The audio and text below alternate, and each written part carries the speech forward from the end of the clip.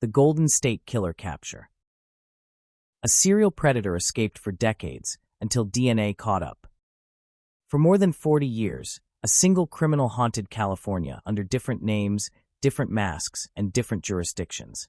He was a burglar, then a prowler, then a rapist, then a murderer. Investigators chased him across counties, across decades, and across dead ends. He became known as the Golden State Killer.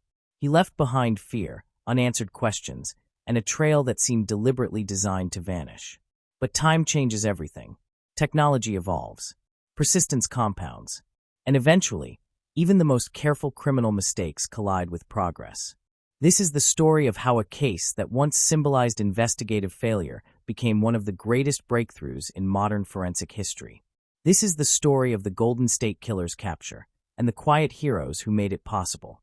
In the early 1970s, police departments across California began receiving reports of nighttime break-ins. The details were unsettling, but not extraordinary at first.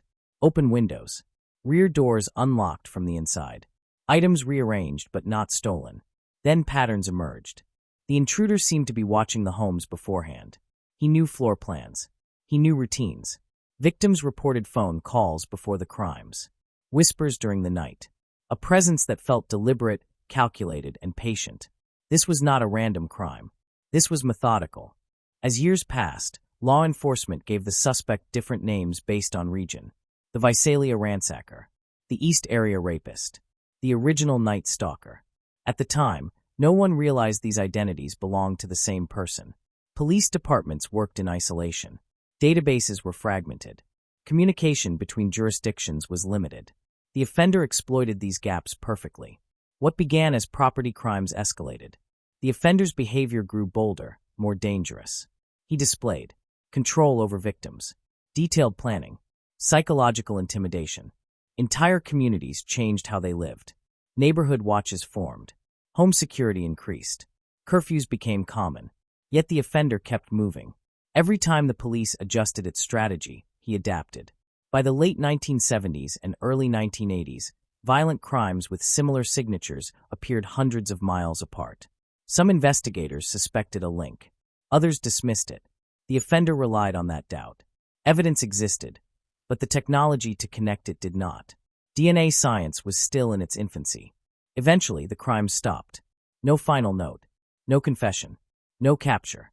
The Golden State Killer vanished. Cases went cold. Files were boxed. Detectives retired. Victims waited. The silence was almost worse than the fear. Even as law enforcement attention faded, survivors did not forget. They remembered. Voices. Patterns. Timing. They spoke to journalists. They spoke to new detectives. They kept pressure alive. Their determination mattered more than they knew. Decades later, a new generation of investigators revisited the files. They weren't bound by old assumptions. They asked different questions. One of them was Paul Holes, a cold case investigator who believed the answer still existed, hidden in evidence already collected. Specifically, DNA. Biological evidence had been preserved from multiple crime scenes. In the early 2000s, it was tested. The results were clear. One offender, but no match in criminal databases. The DNA profile existed, but it belonged to someone who had never been arrested. This was both progress and frustration. By the mid-2010s, genealogy databases had grown rapidly. People were voluntarily uploading DNA profiles to learn about ancestry, not crime. A question emerged. What if investigators could use public genealogy data to identify relatives of an unknown suspect? It was controversial. It was untested. But it was legal. And it changed everything. Investigators uploaded the unknown DNA profile to a genealogy site. Not looking for a suspect. Looking for a family. They found distant relatives. Cousins. Second cousins. Third cousins. From there, genealogists did what detectives couldn't before. They built family trees. Line by line. Branch by branch. Generation by generation. This wasn't science fiction. It was patience. The family tree grew large. Hundreds of names. Investigators filtered. Gender. Age. Geographic proximity. Military or law enforcement background. Slowly, the list shrank, until only one name fits. Joseph James DeAngelo. DeAngelo lived quietly. He was a former police officer, a husband, A father. A neighbor. He rode motorcycles. Did yard work. Argued with neighbors over trivial matters. Nothing about him screamed monster. That was the most chilling part. Before arrest, investigators needed certainty. They conducted covert DNA collection. Discarded items. No confrontation.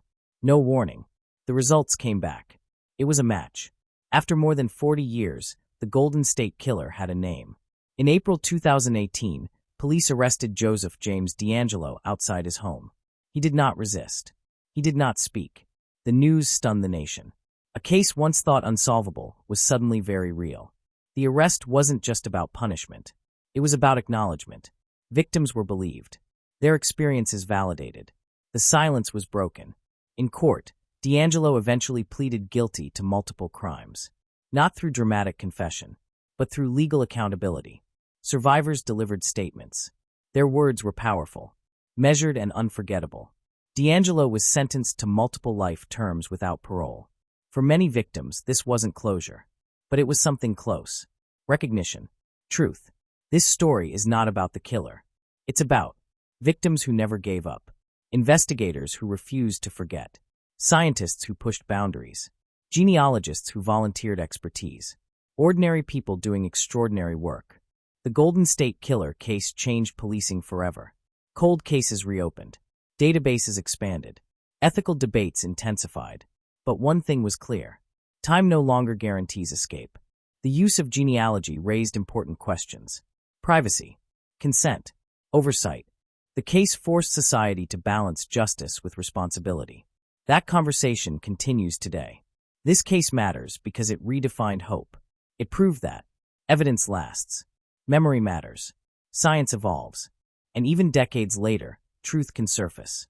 The Golden State Killer believed he had outpaced time. He was wrong. Time was only waiting. This was the Golden State Killer capture. A story not just of crimes, but of persistence, innovation, and justice delayed, but not denied. If you want more deep-dive true crime stories that focus on investigation, intelligence, and the people who solve the impossible, subscribe to Mystery Grid. Because every story is a puzzle, and sometimes the answer waits decades to be found.